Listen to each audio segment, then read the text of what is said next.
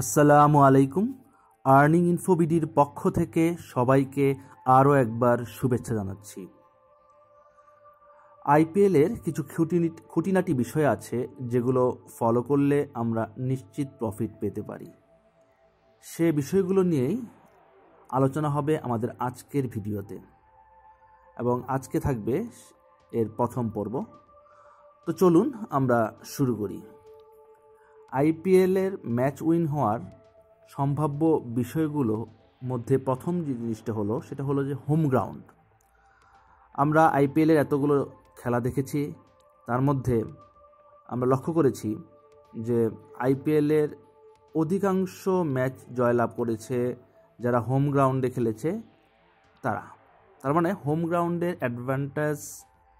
Advantage নিয়ে তারা ভালো ফল পেয়েছে। 80% ম্যাচ হোম গ্রাউন্ডে খেলে তারা জয়লাভ করেছে। তো সেই দিক বিচারে আমার প্রথম যে বিষয়টা হচ্ছে যে যারা হোম গ্রাউন্ডে খেলবে তাদের জয়ের সম্ভাবনা 80%। তো হোম গ্রাউন্ডের পরে দ্বিতীয় যে বিষয়টা হচ্ছে সেটা হচ্ছে টস উইন তো ম্যাচ উইন। তার মানে যারাই টসে জয়লাভ করেছে তারাই কিন্তু ম্যাচ জয়লাভ করেছে, এবং এরকম সম্ভাবনা হয়েছে 80%, এবং 80% ম্যাচও যারা টস জয়লাভ করেছে তারাই কিন্তু ম্যাচ জয়লাভ করেছে। কারণ তারা বুঝতে পেরেছে যে কি করলে তারা ফার্স্ট ব্যাটিং করলে জয়লাভ করবে না সেকেন্ড ব্যাটিং করলে জয়লাভ করবে, তারা সেই কন্ডিশনটা বুঝতে পেরে জয়লাভ করেছে। সুতরাং টস উইনিংও একটা গুরুত্বপূর্ণ ফ্যাক্টর আইপিএলে প্রফিট পাওয়ার জন্য। 3 নাম্বার হচ্ছে লো স্কোর ম্যাচ। আমরা আইপিএলে দেখেছি দুইটা লো স্কোর ম্যাচ হয়েছে, খুবই লো স্কোর, কিন্তু আমরা ভাবছিলাম যে যারা লো স্কোর করেছে তারাই হারবে, কিন্তু দেখা গেল যে লো স্কোর ম্যাচেও তুমুল প্রতিদ্বন্দ্বিতা হয়েও যারা লো স্কোর করেছে তারাই কিন্তু জয়লাভ করেছে। সুতরাং লো স্কোর হলেই যে তারা হেরে যাবে এরকম কোনো সম্ভাবনা নাই। আপনার যদি লো স্কোর হলেই পরবর্তীতে ভালো ওট পাওয়া যায় এবং সেই ওটটা ফলো করলে কিছু ধরলেও ভালো একটা প্রফিট পাওয়া যায়। সুতরাং লো স্কোর ম্যাচ থেকেও প্রফিট পাওয়ার হিউজ সম্ভাবনা রয়েছে। আর চতুর্থ বিষয়টা হচ্ছে সেকেন্ড ব্যাট করে যারা, কারণ টার্গেট করে কোনো রান তাড়া করে জেতার সম্ভাবনা আইপিএলে দেখা গেছে 70%। এইখন পর্যন্ত তোগুলো খেলা হয়েছে, তাদের মধ্যে অধিকাংশ খেলাই রান তাড়া করে জয়লাভ করেছে। সুতরাং এইবারকার আইপিএলে ম্যাচ উইনিং করার জন্য সেকেন্ড ব্যাটিংটাও একটা গুরুত্বপূর্ণ বিষয় বলে আমি মনে করি। 5 নাম্বার হচ্ছে একটা টিম, যে টিমটা গতবার আইপিএলে যেমন ধরা খেয়েছিল বেঙ্গালোর, তারা খুব খারাপ সময় পার করেছে। এইবারকার টিমে আমি সেই বিচারে মুম্বাই ইন্ডিয়ান্সকে এগিয়ে রাখবো। তারা প্রথম দিনই তাদের নিজস্ব হোম গ্রাউন্ডেও হেরেছে এবং তারা জয়ের সম্ভাবনা সৃষ্টি করেও বারবার জিততে হেরে গেছে।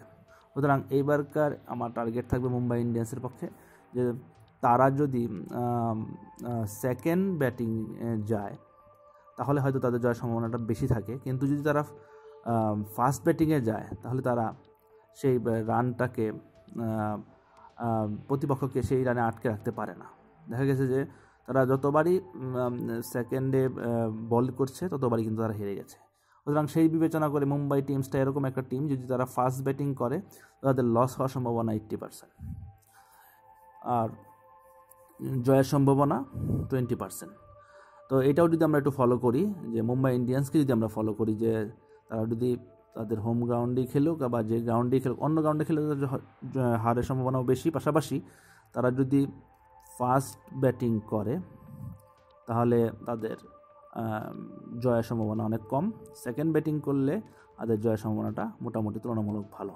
তারপরেও আমি মুম্বাই ইন্ডিয়ান্সকে একটু এবারকার সবচেয়ে অভাগা টিম হিসেবেও আখ্যায়িত করতে পারি। সুতরাং এই বিবেচনাটা যদি আমরা ফলো করি তাহলে আমার মনে হয় যে আমরা আইপিএলে কিছু প্রফিট পাবো।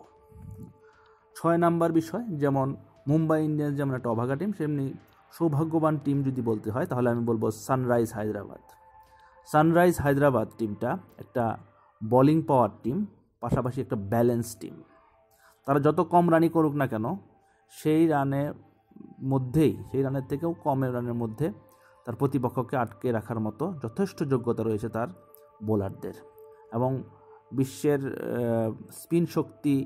ভালো স্পিন শক্তি তার দলে রয়েছে এবং যথেষ্ট ভালোভাবে আটকে রাখার মতো ক্ষমতা তার টিমের মধ্যে রয়েছে। সুতরাং সানরাইজ হায়দ্রাবাদও এবারকার একটা সৌভাগ্যবান টিম, যেমন যে ম্যাচগুলোতে হারার সম্ভাবনা বেশি সানরাইজ হায়দ্রাবাদের সেগুলোই সে জিতে যাচ্ছে। সুতরাং সানরাইজ হায়দ্রাবাদকেও যদি আমরা ফলো করে ব্যাটিং করি তাহলে মনে হয় যে আমরা ভালো ফল লাভ করতে পারবো।